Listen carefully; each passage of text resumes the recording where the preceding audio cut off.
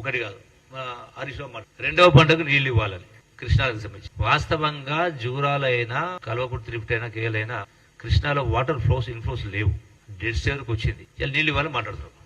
ఇలా జ్ఞాపకం చేస్తున్నా ఆనాటి ముఖ్యమంత్రి కేసీఆర్ గారికైనా మరి ఈనాడు ఉన్నటువంటి శాసనసభ్యుడు మాజీ మంత్రి హరీష్ రావు కైనా గడిచిన 2022-23 సంవత్సరంలో శ్రీశైలంలో నీళ్లుండి ఫుల్ వాటర్ ఉండి ఖరీఫ్ కేలే రబీకి కేలే అంటే వరి వేస్తే ఊరి అని చెప్పి నీళ్లు కిందికి వదిలేసారు. నీళ్లు ఇవ్వలేదు. వాటర్ ఉండి కూడా నీళ్లు ఉండి కూడా నీళ్లు ఇవ్వలేమో మీరు గొప్పోళ్ళు.